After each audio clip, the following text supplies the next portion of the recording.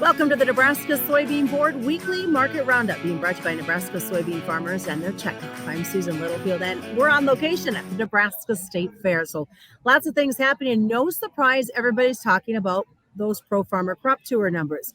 We're going to dive into that. We're going to look at how harvest is going.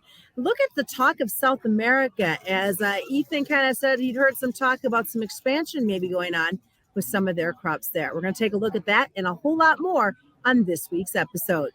It may be small, but this little bean fuels a lot of power. It powers a food industry as a top source of protein. It's a fuel that powers diesel engines with fewer emissions. It powers a state economy and bottom lines, and it powers the rest of the world as a top Nebraska export. Yeah, it may be small, but we're finding more ways for this little bean to power Nebraska. And welcome back. As you can say, I've got the guys from Tredas joining me today. Ethan Bruland is joining us and John Pfanner. And of course, we're going to take a look at what's happening crop-wise. But to start out this Pro Farmer Crop Tour, John, I wish I'd been recording when Ethan shared with you the numbers from the report, because I think your reaction is the same reaction I'm getting from farmers right here at the State Fair. They're kind of surprised maybe a little bit with those corn numbers. Yes. So I've been working on some other things today, and because we are starting harvest down here in the South, and I had not heard yet. And when Ethan said the corn yield, well, the soybeans were about the same, as USDA 51.7, but the corn yield is the one where my reaction was a little bit shocked. It was 168.1. It's significantly below trend. And that is confirming, kind of what, farmers and, basically when you're looking at, Twitter and different social media, they're saying that, South Dakota, Nebraska, even some of Iowa, Illinois, the crop definitely did not develop as they thought, or is not developing as they thought. And, this confirms it, which it's kind of interesting. Typically the Pro Farmer Tour gets a little bit of a bad rap for going out and finding so much corn, and, people get frustrated, but, obviously this is definitely a bullish number if it comes to fruition on the corn. That was definitely eye-popping. So having said that, and Ethan, I'll have you jump in here as well. What can we expect? You guys are going to have the weekend to digest those corn numbers. What could we see come Monday? I actually had a customer call here about 30 seconds, before we started this, and asked the same question, and nobody knows, but this could be a perfect example of the buy the rumor, sell the fact type of situation. We get so much anticipation what the number should be, and everybody wants to be a part of that market. And then once it's gone, even if it is bullish, it's digested instantly because of the trade that we've already seen this week. So Sunday night, you might see a sell-off in the next week, and then we trend into a harvest low. You just don't know. The bulls need fed, and I think we're going to need more news than this. And like John said, if it comes to fruition, definitely bullish long-term, but harvest is around the corner, and that's a seasonal downtrend that I don't like to bet against. One thing to note too, I did a little bit of research on USDA versus the Pro Farmer, and there are some deviations there that come into place. The widest is 11 bushels, and they've gone both ways from that. 2005, they were 11 bushels short, and 2010, they were 11 bushels high. And 17, with all the flooded acres, they were actually 9.5 bushels off. So take that number with a grain of salt. We'll see how it takes us forward. Yep. And there we go. 51.7 on the soybeans. So really not that far off of what the USDA had. Yep. Right. And we had a $1 move this week in the positive direction on beans. So pay attention to that. And, John, what are you thinking? And we do keep hitting that 100-day moving average on the soybeans. Since July 29th, we've been up there 1, 2, 3, 4, 5, 6, 7 times. And we have gone through the 100-day moving average, but we've never closed above it. We've closed right on it. Today, you can call it, it's maybe a penny above it, but we've pretty much closed right on it. So we've got to break that resistance, to get a further move up into the 15s, and maybe even, maybe retest the high there. But there's going to have to be a lot more bullish news on the bean side. I mean, corn would have to take off and really drag beans with it, I think, at this point, with the strength of the dollar, some technical points on the chart here that are probably moving against beans. But there's also, as I said, the 100-day moving average, the short-term moving averages, have actually been moving up. So, we're definitely got some support down around 14 but it's just having a hard time pushing to that 1460 level. Do you expect any excitement at all come Sunday night into Monday because of the bean numbers? Well, corn, maybe. I mean, I could see, the initial jubilation of that number, sending things off early. And then, like Ethan said, all of a sudden you wake up, you look at your phone at midnight and it's up limit. And in the morning, it's down 5, you know what I mean? Like I've seen this, roughly 16, 17 years of doing this, there can be a lot of violence in that overnight trade on Sunday night in bull markets like this. And like Ethan said, a lot of this, people have been thinking this. So this move from 575, where we, kind of went down, I don't know, about a month and a half ago up to here, could have been partially digesting this shorter crop that they're showing here. So, it's just, we'll see Monday, Tuesday. Well, before we switch gears and talk about South America, I wanted to ask you, John, you did hint at the beginning of the program that harvest is underway for you in your neck of the woods. How's it looking for those growers? So here in North Alabama, we were in a drought from early June to pretty much the last week of July. So our corn is in extremely bad condition. We're going to be sub 100 bushel the acre pretty much across North Alabama. Now, we don't have a ton of acres, but that does get over into, the Boot Hill of Missouri, where there's some really high production farm ground over there.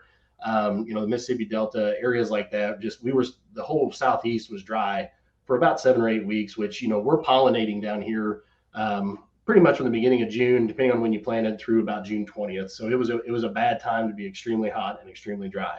However, so that harvest has started, and it is to be expected. It's pretty bad, but most of our beans down here are double crop beans planted after wheat. And if the guys got a stand, which most of them did, they look phenomenal. We've had rain about every week. We actually just need some sunlight, which we got a little bit here the last couple of days. And the double crop beans, which will be coming off in late October, have a real good chance of being a good crop for us. Same with cotton. Cotton looks great too. Some good news then for producers there. Ethan, as we continue here at the Nebraska Soybean Board Weekly Market Roundup, talk some beans. What's going on in South America? And did it come as a surprise that we could see some expansion? Not really. They're a lot different than the U.S. Their ability to expand acres is going to be long lasting for decades from here. We really have taken most of the farmable acres and they're farmed, period. But there is expectations that they're going to have a record South America or record soybean production this year. So that you go into long term and ask yourself, how's that going to impact our export market? Also, there is definite expectations that they're going to expand acres again going into 2022-3. So the competition's there, the pressures, and we're not going to have the best bumper crop in some areas. How do you see that affecting the basis or maybe the export opportunity for U.S. beans?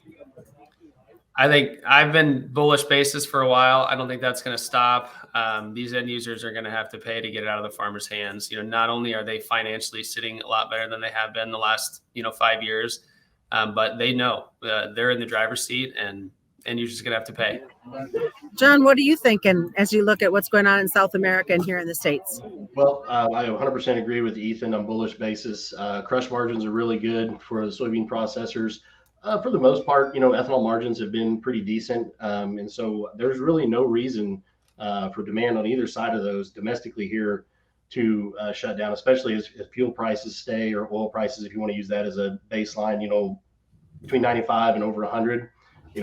Ethanol is going to be continue, they're going to grind, and same with soybeans. There's good margin there. All right. You were talking before we started the program today about some phytosanitary work that's being done and moved forward. Kind of share with our viewers and listeners. So I was talking to a guy that I used to work with. He's pretty well in tune with the export market, and a lot of people don't realize, when they think South America, it is, they don't know what Brazil and Argentina. And so Brazil actually hasn't been able to export corn to China for phytosanitary. They've been trying to get those, qualifications or whatever you want to call them, put into place, and they are about 99% done with that. So very soon, maybe not affect the market this year, but definitely by 2024, you'll be able to see Brazilian corn moving into China and some other markets that it doesn't normally move into or hasn't traditionally moved into. So, and again, with acre expansion, sure, that could take some acres away from soybeans, but it's probably just going to encourage, especially if we have a short crop and expensive corn, that's just going to encourage, more acre expansion at faster rates.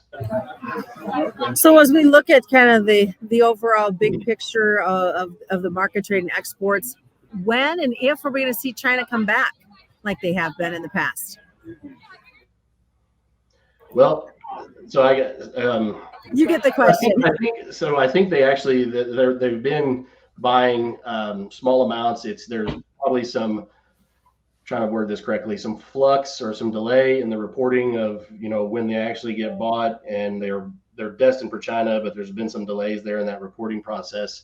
I think they've been in there buying on these, whenever we can retrace that bean market, and they probably will continue. I know it doesn't look like on paper yet, but I think there's definitely been some more trading going on than what we see right now. All right, Ethan, I want to know what's your thoughts on what's going on in this cattle market. Any pressure out there for our producers? Yeah, short term, your cash market's been slipping, especially in comparison to the futures market, which is not to be unexpected.